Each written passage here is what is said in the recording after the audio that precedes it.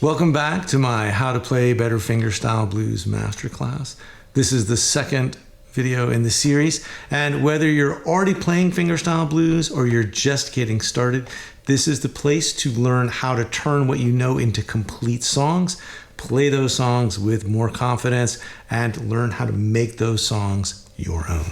Now, in the first video, I went over a simple, repeatable tool that you can use to work on any fingerstyle thing you're working on, a tune, a lick, a turnaround. It's a really simple idea based on the notion that fingerstyle is really just two things happening at once, a bass line and a melody. And often we try to just like tackle the whole thing at once right away without learning what the bass line is and what the melody is. And when you learn the bass line by itself, you get this more musical understanding of the bass line kind of as the rhythm section for the whole song. And when you separate the melody and just work on that,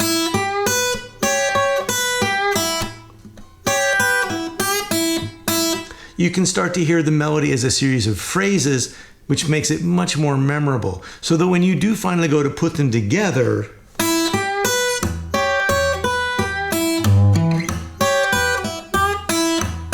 you're seeing and hearing a musical thing happen, which is a melody unfolding over a bass line. And that alone can help you really remember what's going on and give you a much more solid understanding of what you're doing. And that will result in a much more solid performance where everything is lined up and rhythmically in the pocket and all the parts are going where they're supposed to go and your thumb isn't going rogue and your fingers aren't disappearing on you, which is what can happen sometimes. So if you missed that video, you can go back and check it out. There's a link down below. This is a really important foundational skill to have at whatever level you're operating. And then come back here so we can get into today's topic. Okay, so getting your thumb and fingers to do what they're supposed to is the first problem to solve when it comes to fingerstyle blues. I mean, no matter what level you're at, that is a thing you need to get worked out. Once you have that worked out on, say, a 12-bar blues, the next problem is you still don't maybe have a complete song. So this is like a sort of a guitar issue generally, and certainly like a guitar issue here in the internet age. But I mean, I definitely had this when I was growing up. I'd learned some cool thing off a record or, you know, out of a guitar player column or out of a book. But you know, it was 20 or 30 seconds of music and it was really fun to play. But if someone said, hey, sit down and play a song, I'd be like, I don't have a whole song, I have this cool lick. So figuring out how to turn what you've got into a complete song is really the next big challenge. And that's important because, I mean, why do we pick up guitar? It's to play, right? Whether you're going to sit down and play for yourself just to pass some time, or you're going to get together and play with friends, or you're even going to get up and perform on stage somewhere. So ultimately, we want to end up with some complete songs, and we need a way to do that. Now, if you're watching this video, you're probably wrestling with one or both of these issues. Getting your thumb and fingers to do what they're supposed to in the first place, or taking the things you know and turning them into something that sounds like a complete song. And from there, going on to have a repertoire of songs that you can just sit down and play when you want to play something that sounds like a song. So in this video, I want to show you my favorite way to solve that second problem of taking something short and turning it into something that feels complete. We're going to start with a 12-bar melody, this tune that I've been playing called Pony Blues. And we're going to look at how to come up with a vamp, which is something you can use for an intro or an outro, or both, and how to drop that into a bigger structure that I call the 5-step arc. So a vamp is really just a short, simple, repeating idea, usually 2 to 4 bars. And a couple of things to keep in mind trying to come up with a vamp are that it should probably be in the same groove as the song you're playing, in the same key as the song you're playing, and therefore use basically the chords that are available to you in that key. Now, if I'm going to come up with a vamp for Pony Blues, I'm playing the arrangement in E, and it has this steady bass feel, And it's also got a straight eighths rhythm, right? It's not a shuffle feel or a swing eighths feel. It's got that straight eighths feel. So whatever I come up with should probably reflect that. Now I could just stay on the one chord. That's always the simplest option. And maybe put like some kind of simple riff on top.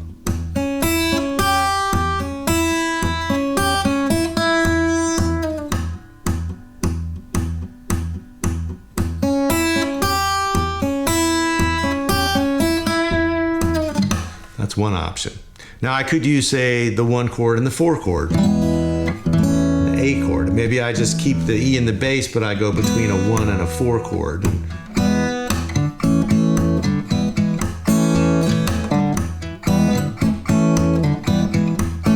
I want to get fancy, I could add in a dominant seventh chord for like, an E7 chord, so that now I can go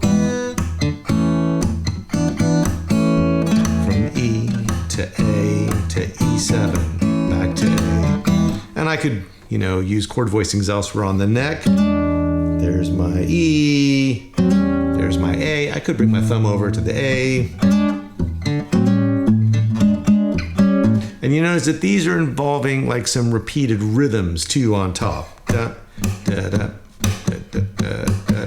There can be kind of like a riff quality to the vamp. And you could also use, say, the 1 and the 5, or maybe like a B7 with a sharp 9.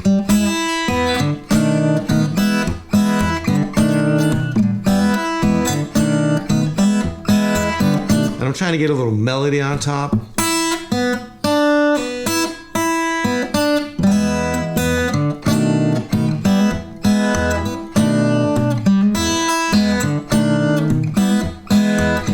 And it's an idea that'll sound okay if I keep sort of playing it in a circular sort of fashion. I mean, you could even do something like that with a set of like descending dominant chords. Again, as long as it's got that steady bass and that straight eighths feel, and you can kind of hear maybe a little riff or a little melody on top.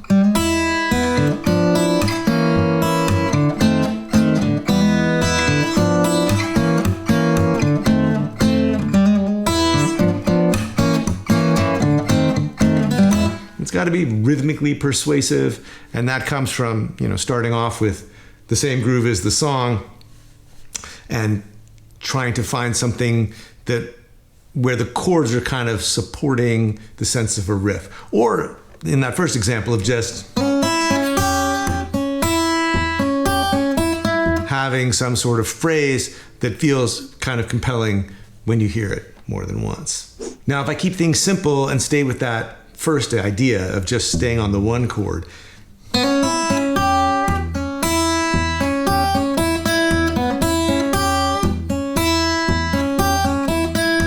it does sound good to repeat it, but it also can start to wear out its welcome kind of quickly. So with a sort of lick-based riff like that, that's really more of a single note thing than a chord, you can try to find a way to end it differently every other time.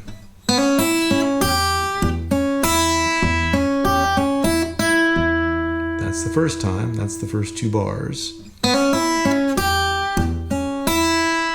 And then we take it down an octave. So now I have a 4-bar idea.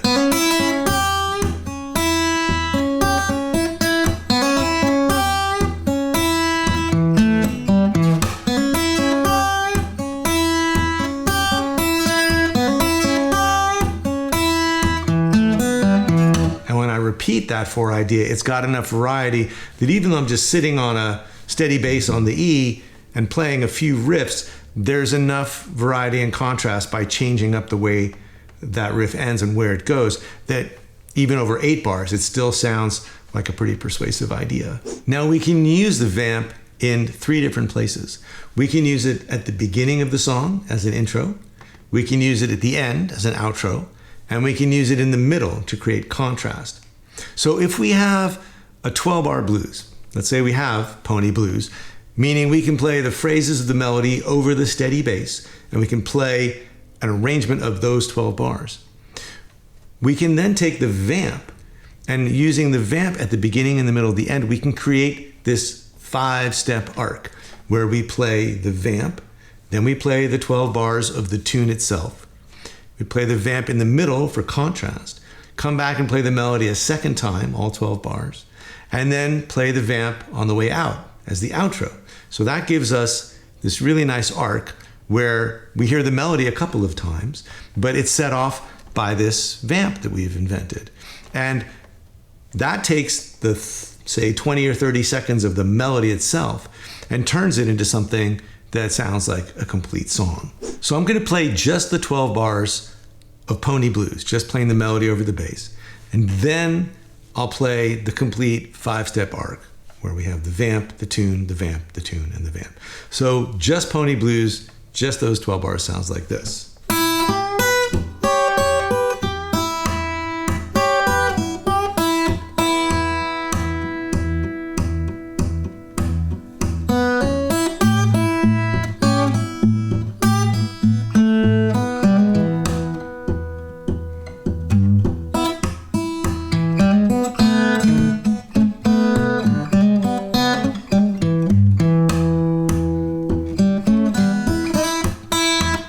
That's the tune. And it could be more or less elaborate than that, right? There's all that space at the end of each line where you could play more fills and bass lines and stuff like that. But that's basically the tune. And so now what I'm going to do is I'll play the vamp, then the tune, then the vamp, then the tune, and the vamp. And I'll try to keep the tune itself really simple the first time, maybe the second time, introduce a little more variation in terms of playing in some of those spaces for the fills. But basically, this is the 5-step arc. It sounds like this.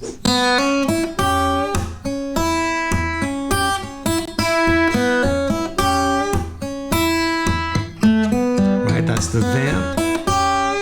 Play it twice.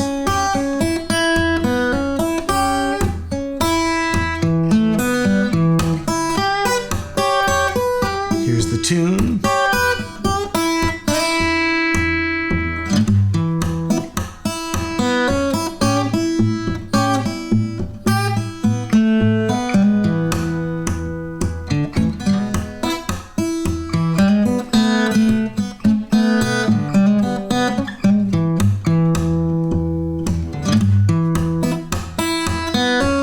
The vamp.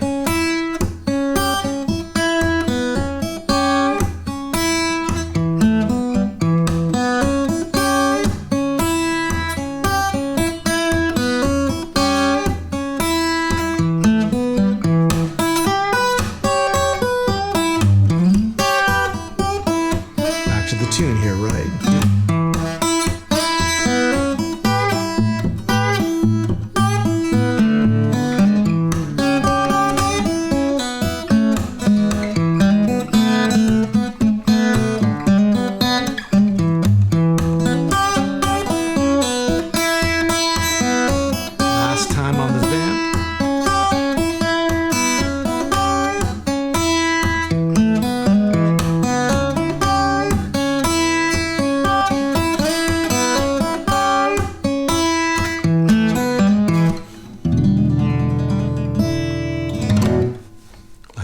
Okay, now that's kind of a lot to think about at once. So if you're feeling a little overwhelmed, like maybe this is more than you'll be able to take on, let me take a second and tell you about this online student of mine, a guy named John. John came to me as a student maybe 2.5, 3 years ago. And by his own description, he's told me that at the time, he said, my initial expectations were low. I was like, well, why is that? He said, well, I was kind of I thought of myself as a slow learner. So, he dove in anyway with the song we were doing at the time. And of course, we went through this whole thing with the 5-step arc. So he learned the tune and he worked on the vamp and he worked on sort of putting it together like that. And, we do this every few months with a new song. And so he told me, after a year or two, he's like, well, I feel like I'm learning how to learn, which really, I was tickled by that because that's my whole feeling when I'm trying to learn something. I'm like, man, if I just knew what I needed to work on, I could teach myself how to do this, right? So he said he felt like he was learning how to learn, which I thought was great. And, I was like, well, how do you feel about it now, after a couple of years of this? He said, I'm still not playing everything perfectly.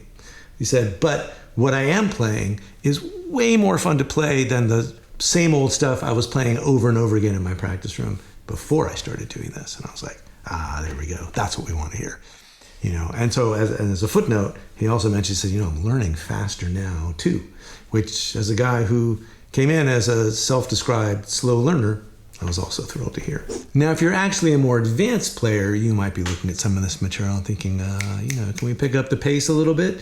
So if that's you, I want to also tell you about another student of mine, another online student named Scott, who started studying with me only pretty recently. And he's one of the more advanced players, and this is what he had to say. I wasn't sure this approach was really going to work for me, but honestly, it's been the best thing ever. I've learned tons of pieces of songs, 8 bars here, 12 bars there, but this is the first time I've learned a complete song. I've gotten more out of this in the first month than I ever did from a year's worth of lessons. So, these are flexible tools, and these are essential skills. Being able to get your right hand together, being able to turn what you've got into something more complete sounding, more satisfying. It's relevant whatever level you're at. I do want to take a second and answer some questions that I've gotten along the way. The first one being, does this work for the alternating thumb style as well as the steady bass you've been demonstrating? And the answer is absolutely.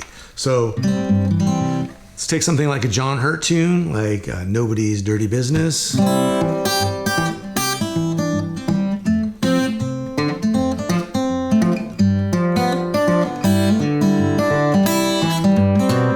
It's got a thumb doing its thing, so you can take that apart, and it's got a melody.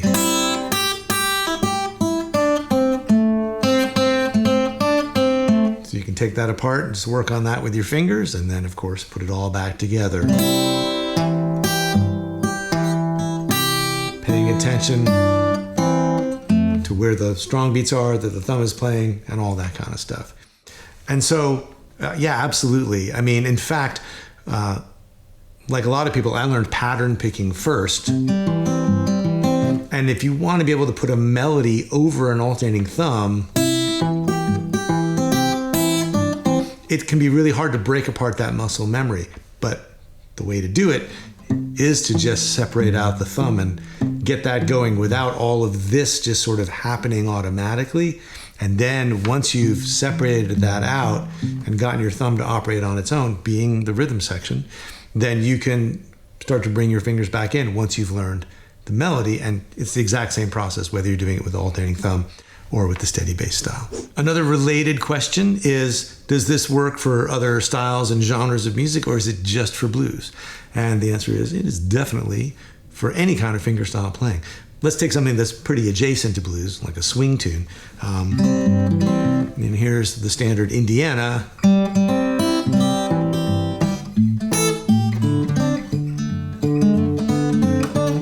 More chords, right? But it's still in an open key. I put it in the key of C. It's still got the alternating thumb, so you could break it apart.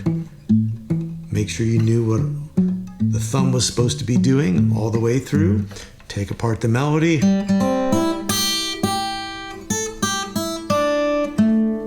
And you could even apply this idea of the vamp, right?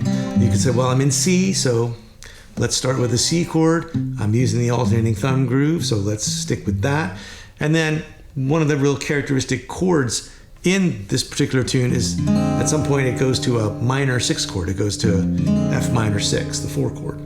So you could have a vamp that goes between the 1 and the 4 chord.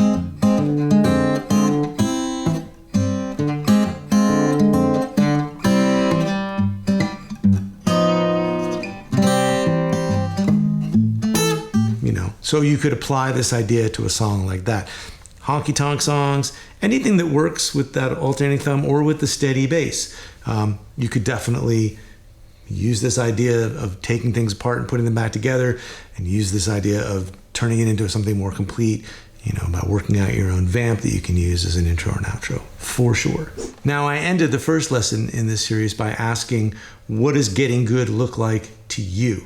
And one of the responses I got was, getting good to me is being able to not only play the tune straight through, but also to add some improvisation. So, got you covered, because in the next lesson in this series, we are going to look at how to start adding some improvised licks to the vamp. So that means you can start to swap in some licks of your own. So if you've got this opening vamp,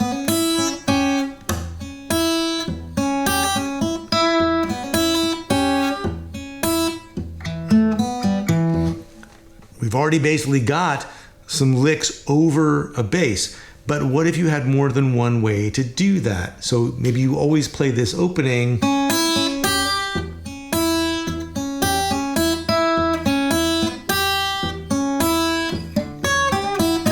maybe you go somewhere else. There are many different ways to do this, and it can get overwhelming really quickly. But in the next lesson, I want to show you a way to wrestle this to the ground and just work on this in a small incremental way. So just like with the right hand coordination and with the arranging of the tune, I want to give you a very concise, very specific way to work on this so you don't get overwhelmed, but have some very specific things you can do to start adding some licks into your playing. And being able to add some licks in and do a little improvising does not have to mean taking a whole chorus at a time over the whole 12-bar blues form. It can just mean adding a little bit of flavor and personality as you go, which is a really important milestone when it comes to starting to make these songs sound like your own songs. That lesson will be out in just a couple of days. In the meantime, I would love to hear from you. If you scroll down to the comments, let me know what's a song you've been working on lately, and how do you think you could apply this idea of the vamp and the 5-step arc to that particular tune. Scroll down to the comments and let me know. Hit the like button if you're so moved. Share it with another friend who's a fingerstyle guitar player or you think should be a fingerstyle guitar player, and I will see you in just a couple of days.